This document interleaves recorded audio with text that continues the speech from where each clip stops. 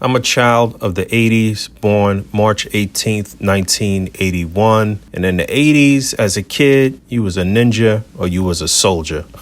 I grew up in a military family, or I come from a military family. My grandfather was in the military. He fought in World War II. My father was in the military. He was military police. My uncle was a Green Beret. I got cousins and so on and so forth in the military. In fact, I found out a very interesting, cool tidbit at my fiance and I's most recent engagement party, that her grandfather and my grandfather served in the same unit in the military, which was wild. But yeah, being into ninja stuff or military stuff in the 80s, you definitely gravitated toward GIJoe. I collected the figures, watched the TV show. I remember my next door neighbor had the GIJoe movie on VHS. He loaned it to me. I never gave it back. I watched that movie 7,000 times. And back in those days, I was doing setups and ACBA before ACBA had ever materialized. It was GIJoe that really sparked something in me as a kid, with those dioramas and showing off those massive play sets and army building. And I would emulate that in my own setups in my bedroom. And little did I know that was the very beginning of my journey as a display artist, and pretty much a lifelong connection to the Hasbro brand. Many years later, in about 2001, Marvel Legends would become a thing, and that would really be the final spark needed for ACBA to materialize. But it was really GIJoe that kicked things off for me as a young kid, dreaming and thinking big about displaying. So for GIJoe to come full circle and move from those 3/4 inch figures with like 8 or 10 points of articulation to where they are right now, and the quality and the enormity of what's happening with the Hasbro GIJoe brand right now is tremendous. And I know it's a lot of 40-something-year-olds to 50-year-olds that feel the exact same way. A lot of ex-soldiers or wannabe soldiers that are living out some of their dreams and fantasy through these little figures. I had the opportunity this past Saturday to chop it up with another like-minded fellow, somebody who I know feels the same way about GIJoe, my man Trav from A Toy Kinda Mood. I was on his podcast. The link to that will be in the description below. But I had the opportunity before the podcast to link up with him at San Diego Comic-Con this year and chopped it up real quick for a quick bite.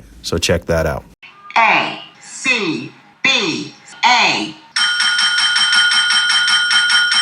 Yes, sir. We're officially back at it. Boog Nice coming at you from San Diego Comic-Con 2023 with another quick bite. And I'm here with Travis Moody from A Toy Kinda Mood. Toy Kinda Mood at A Toy Kinda Mood on Instagram, right? So you are out here from where exactly? Los Angeles. Oh, LA. So you drove out. Yep, I drove. So I could drive all my toys back and get shit nothing. Excellent, excellent. So what is your main line that you're collecting right now? What's your favorite toy line that you're collecting at the present? I'm kind of torn, but GIJoe Classified is first and foremost. And WWE Elite Mattel line is second, I would say. GIJoe Classified just had a great showing at their panel here at the con, just wrapped up recently. You guys will see some of that stuff on the channel. Give me an early contender for one of your top 10 figures of the year right now. Could you give me something that really stood out to you this year so far? As far as reveals? Not necessarily reveals, but, you know, anything for you. Something that I already purchased today. Oh, okay, cool. Man, I was going to just talk about the Vamp real quick. Look, let me know. All right, so look, the mid-sized vehicles was a question I asked the GIJoe brand team, Hasbro, last year in the panel at Comic-Con a year later.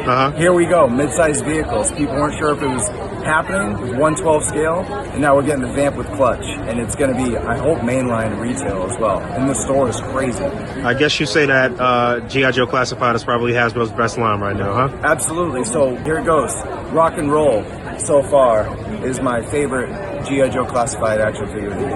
Nice. What's one of your favorite type of foods to eat? Ooh, Mexican maybe. Mexican? We're here in San Diego, so why not get a little burrito quesadilla? You know, you're killing me with these questions, you know. Right? But look, we did a top 10 action figures of the year so far, and Seth freaking Rollins was my #1 figure overall with that soft goods fur coat, so real thrilled about that one. All right. Somebody that you met this weekend that, you know, you didn't originally know or that you got to meet for the first time. Want to shout out anybody? Dude, I got a list. Let's go. Kyle Peterson. Nice. Trey White, aka My Damn Toys. And you. Oh. And your team. Oh, excellent. Of course, I'm close. Fabio, Faster. Yeah, we've been on the show, but I haven't met you guys yet. So yeah, Fabio talks about you on the show. You guys are actually neighbors currently, huh? Well, we'll try to start a little later than yours. But look, in case you watch a replay right after ACBA, if you got 2 more hours in after a 3-hour show, go check out Toy Kind of Mood every Wednesday, 6 p.m. Pacific time. You got it. Thanks, Raph. All right, you got it. All right. I'm in the game, I'm grinding, I got to play 24 hours in a day, 7 days out the week, I never sleep. I'm on my grizzly bear, 52 weeks out the year, yeah.